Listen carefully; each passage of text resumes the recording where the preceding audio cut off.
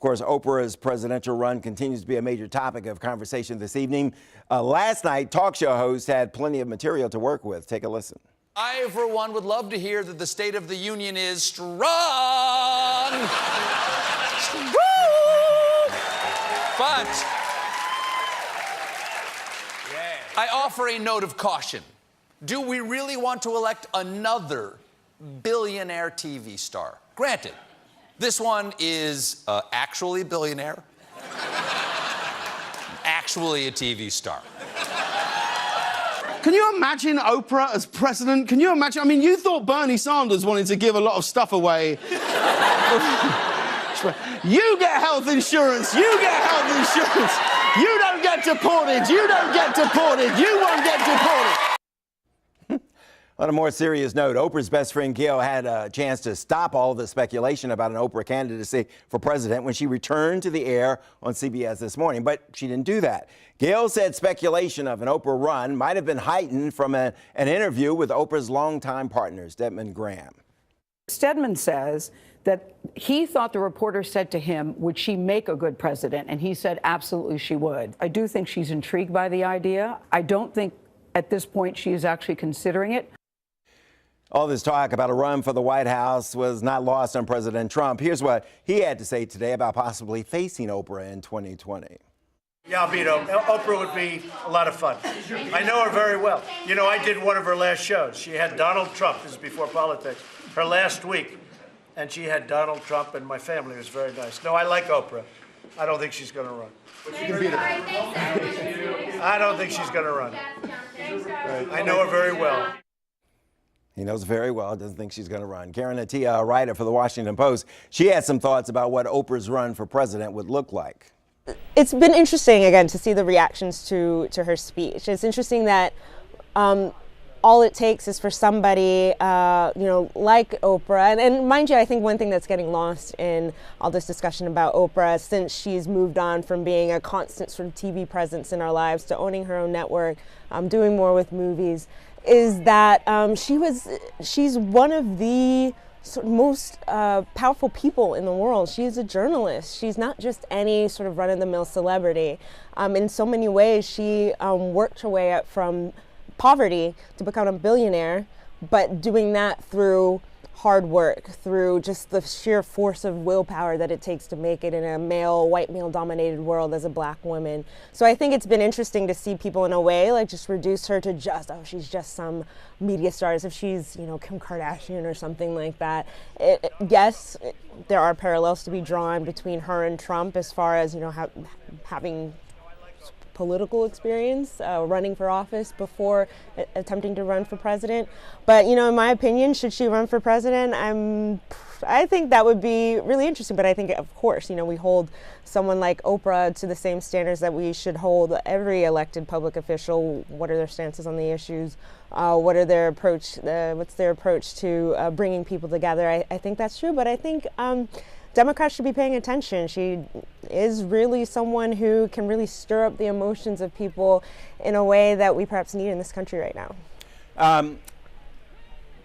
Did the speech and just Oprah and what she said in that speech transcend those people in that room last night? I mean, how will that play among the masses out here? The many blacks who went to the polls for Barack Obama, the whites who marched to the poll, poor whites for Donald Trump. How will that speech resonate with those groups? Yeah, I mean, this is coming not too long after the Alabama, Roy Moore, Doug Jones race, where we saw, for instance, black women being energized and really helping to deliver that win for the Democrats. I mean, I think it's a reminder to not only black people or people of color of our sort of political consciousness, right? Because part of her speech that really resonated with people is that she said, one of the most powerful things you can do is to speak your truth, is to be heard.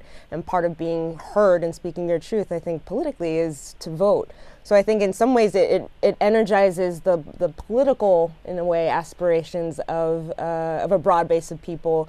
I think as far as how it resonates with all groups, obviously the fact that we're all talking about what Oprah said white men, white women, black people, Hispanic people that we're all talking about her just, again, speaks to her power and just speaks to a reminder that we do have the capability to enact change.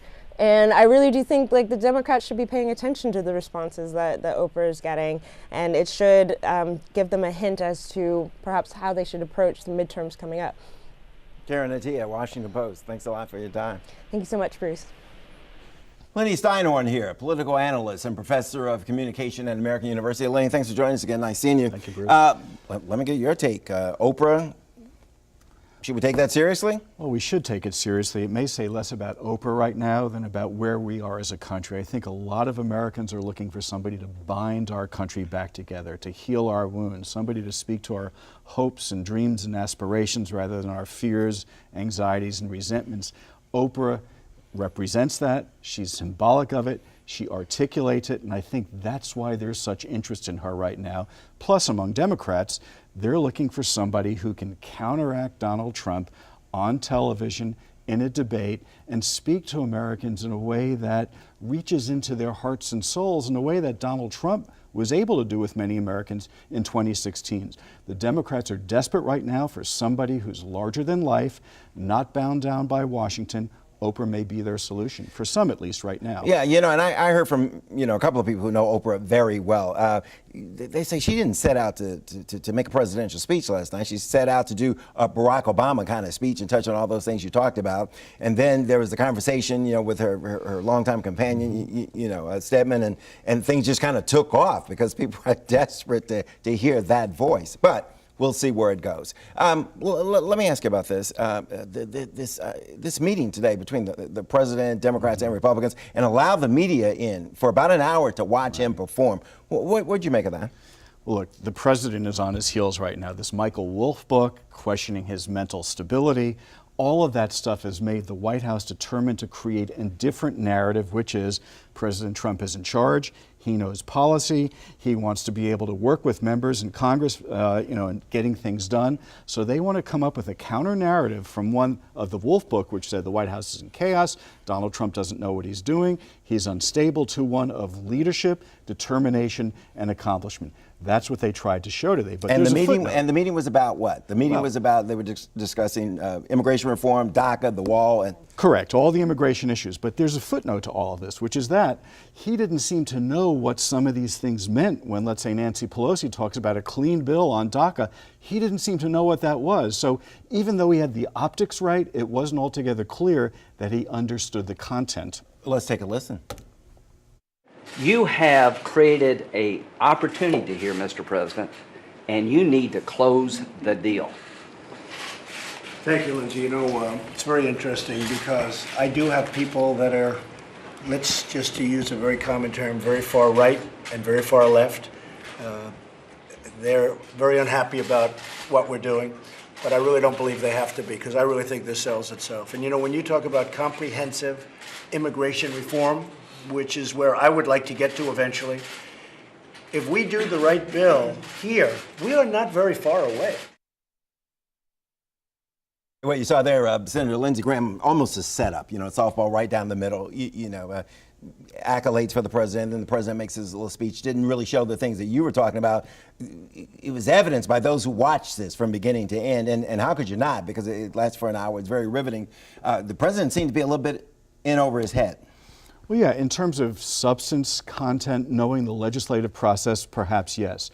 But the optics are what matters. You often don't hear what they say, it's what you see that's important. If he was able to get away with the image that he's in command and have everyone praising him that he's in command, that this was an extraordinary meeting, as Lindsey Graham said, that's what they want to accomplish. That was more important than getting his wall. That was more important than anything else, giving in to DACA and everything else. It was the image that the president was going for. Yeah, right now, because they have to counteract this Michael Wolff image. They're on a counteroffensive right now. Expect him to be out front on a number of policy issues in the weeks ahead to show his leadership and determination. Okay, they give me a rep. Feinstein's release of the dossier today. What'd you make of that? Was that a big deal? Not a big deal? Well, it's a big deal in the sense that you also see the Senate Judiciary Committee splitting apart. No longer do you have Democrats and Republicans working together. Feinstein's very worried that the chair, Charles Grassley, has gone ahead and done things without consulting her. So she's sort of going, I'm going to do things without consulting you. Transparency is best here. Okay, so we're talking about the whole Russian Spygate thing. Okay, Lane, as usual, thanks a lot. Really appreciate it. Let's keep the conversation going. And don't forget, you can tweet me using the hashtag OffScript09. Tell me what you think about what we're talking about or what we should be talking about. Back in a minute.